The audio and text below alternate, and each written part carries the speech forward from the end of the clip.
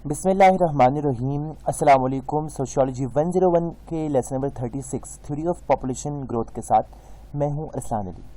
इस लेक्चर में हम बात करेंगे मैल्थोजियन की थ्योरी की और डेमोग्राफिक ट्रांजिशन की थ्योरी की। मैल्थोजियन, जिसको पॉपुलेशन स्टडीज़ का बाप कहा जाता है, उसने कुछ थ्योरी पेश की थी।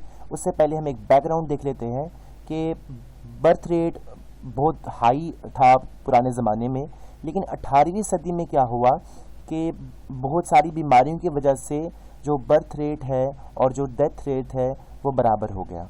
फिर बाद में रेवोल्यूशन आई, इंडस्ट्रियलाइजेशन आई और लोगों ने लेट मैरिजेस शुरू कर दी और फैमिली प्लानिंग शुरू कर दी, जिसकी वजह से एक दफ़ा फिर बर्थ रेट कम हो गया।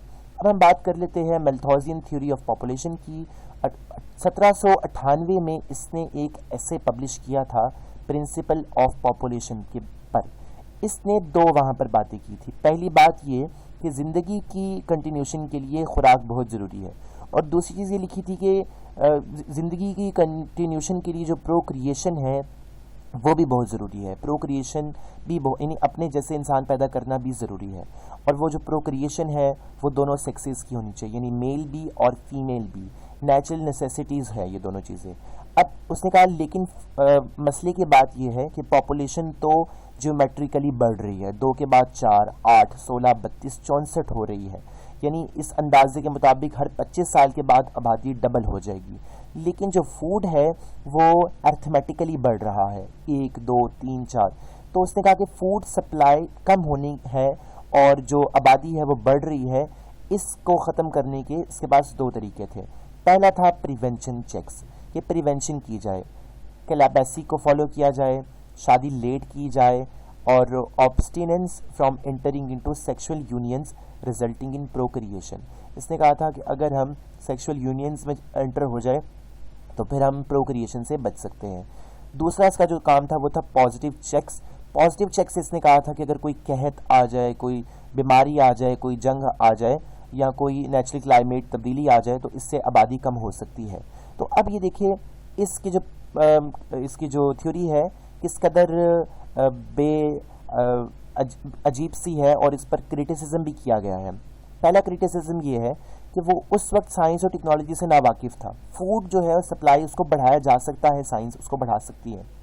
अब दूसरी चीज़ ये इसने क्या कहा, इसने कहा कि जो पॉजिटिव चेक्स है वो आबादी कम कर सकते हैं, जैसे तूफ़ान वगैरह, एपिडेमिक्स वगैरह।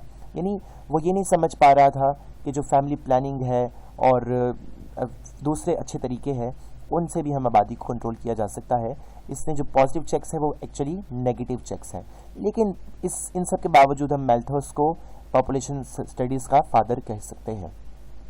अब बात हम कर लेते हैं डेमोग्राफिक ट्रांजिशन की। तो अगर आप इस डायग्राम को देखें जिसमें आपको 4 स्टेजेस नज़र आ रही है, स्टेज 1, स्टेज 2, स्टेज 3 और स्टेज 4।